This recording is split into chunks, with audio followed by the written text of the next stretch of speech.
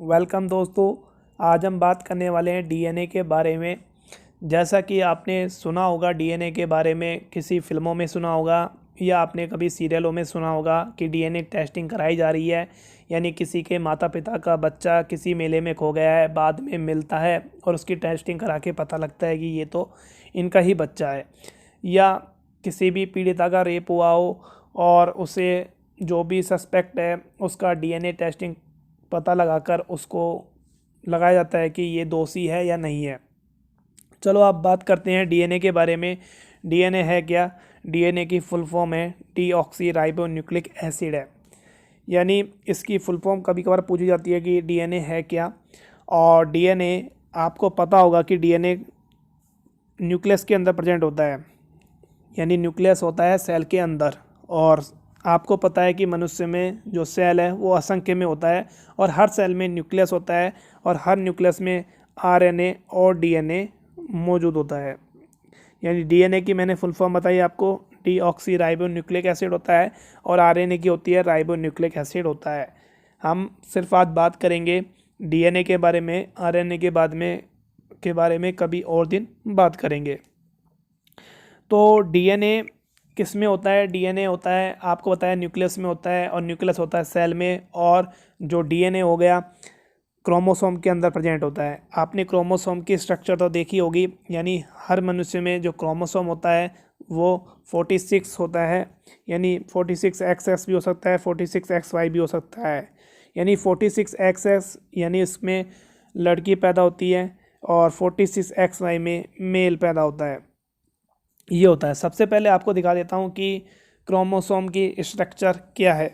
तो आप देख सकते हो कि यहाँ पर एक क्रोमोसोम की एक संरचना है और आपके माइंड में ये आ रहा होगा कि अभी तो मैं डीएनए की बात कर रहा था और अब मैं क्रोमोसोम की बात कर रहा हूँ। तो आपको मैं बता दूँ कि क्रोमोसोम अभी बताया आपको फीमेल में क्या होता है और मेल में क्या होता है। जब एक वैज्ञानिक टेस्टिंग कर रहे थे और जब उन्होंने क्रोमोसोम को जांच किया, यानी क्रोमोसोम को जब उन्होंने खींचा तो इसके अंदर डीएनए की एक स्ट्रक्चर निकली। और आप देख सकते हो कि डीएनए की एक स्ट्रक्चर इसमें निकली हुई है एक आर्म से इसकी। यानी ये जोड़े में पाया जाता है और एक जोड़े को उन्होंने खींचा तो डीएनए की एक स्ट्रक्चर आई। जब उन्होंने डीएनए को और ज़्यादा खींचा तो उसके अंदर जीन प्रेजेंट हुए। यानी उसके अंदर जीन प्रेजेंट थे। अब कोई भी पूछे आपको, जो जीन होते हैं वो डीएनए के अंदर होते हैं और डीएनए होते हैं क्रोमोसोम के अंदर। इसलिए मैंने आपको बताया क्रोमोसोम के बारे में कभी और दिन बात करेंगे कि इसके अंदर पी आर्म होती है और एक क्यू आर्म होती है। पी आर्म छोटी होती है और क्यू आर्म बड़ी होती है। इसके अंदर सेंट्रोमियर और टेलोमियर भी प्रेजेंट होते हैं। कभी और दिन बात करेंगे, लेकिन आपको ये पता होना चाहिए कि जब क्रोमोसोम को खींचा उसके अंदर प्रेजेंट होता डीएनए। और डीएनए एक डबल हेलिक्स संरचना होती है और जो ये कार्य करता है जेनेटिक इन्फॉर्मेशन को ट्रांसफ़र का कार्य करता है एक पीढ़ी से दूसरी पीढ़ी में। यानी आप जीन को आनुवांशिक बोलते हैं हिंदी में। यानी आनुवांशिक गुणों को एक पीढ़ी से दूसरी पीढ़ी में ट्रांसफ़र का कार्य करता है। अब हम बात करते हैं फंक्शन ऑफ डीएनए। यानी डीएनए के कार्य क्या हैं। यानी डीएनए जेनेटिक इन्फॉर्मेशन को स्टोरेज का कार्य करता है और सेल को इंस्ट्रक्शन करता है कि प्रोटीन कैसे बनानी है और कहाँ बनानी है। सेकंड है, यानी डीएनए रिस्पॉन्सिबल होता है आपकी आई कलर के लिए, आपके बॉडी स्ट्रक्चर के लिए और साथ में जो आपकी सेलुलर एंजाइम के प्रोडक्शन के लिए भी आपका जिम्मेदारी होती है डीएनए की। बात करते हैं डीएनए के कंपोनेंट की बारे में बात करते हैं। तो सबसे पहले मैं बता दूं कि DNA deoxy ribo nucleic acid होता है। यानी डाई यानी दो, यानी एक डबल स्ट्रक्चर एक होती है जिसे हम हेलिक्स बोलते हैं। यानी डबल स्टैंडर्ड एक संरचना होती है। यदि आप सिंगल की बात करोगे, जैसे कि मैंने बताया कि ये सिंगल की बारे में बात करें तो वो है आरएनए।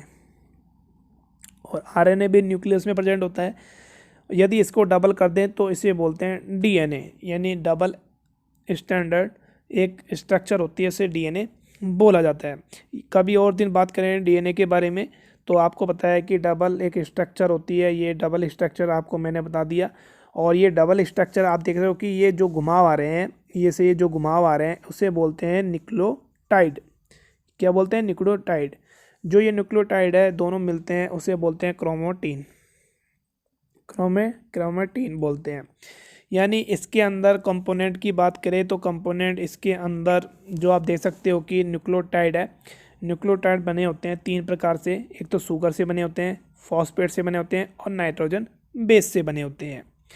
बात करते हैं हम इसके अंदर नाइट्रोजन बेस के बारे में। तो नाइट्रोजन बेस में 4 प्रकार के कंपोनेंट होते हैं। एक तो एडेनिन होता है, एक ग्वानिन होता है, एक साइटोसिन होता है, एक थाइमिन होता है। यानी मतलब कि ये 2 प्रकार के होते हैं जो नाइट्रोजन बेस। आपको मैं सबसे सीधी भाषा में बताती हूँ, एक तो प्यूरिन होता है, एक पायरिडिन होता है।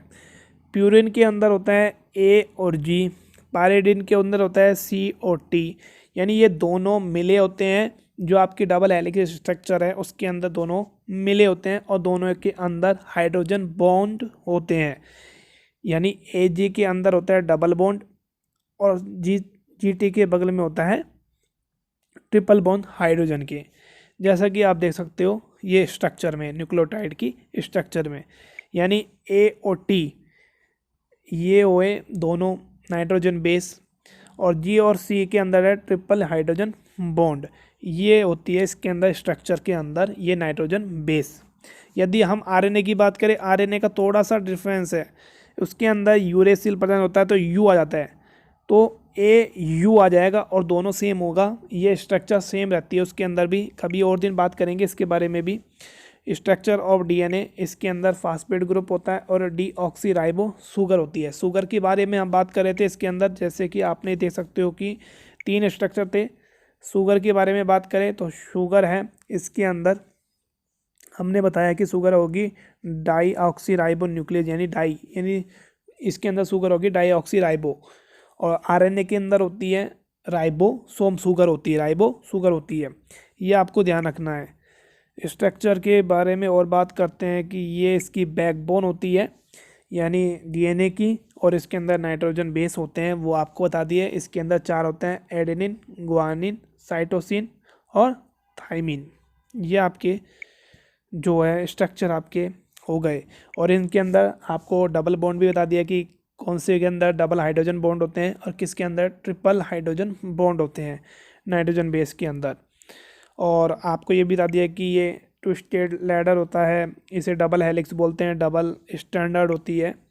और ये पिक्चर है डबल हेलिक्स की, आप देख सकते हो। सिंगल के बारे में बात करें तो हमने बताया कि ये आरएनए हो गया, इसके अंदर डबल हो गया, डीएनए हो गया, इसके अंदर ए टी प्रेजेंट हुआ डबल बॉन्ड में तो उसे बोलते हैं, इसके अंदर हो गया नाइट्रोजन बेस है, ये ट्रिपल बॉन्ड हो गए।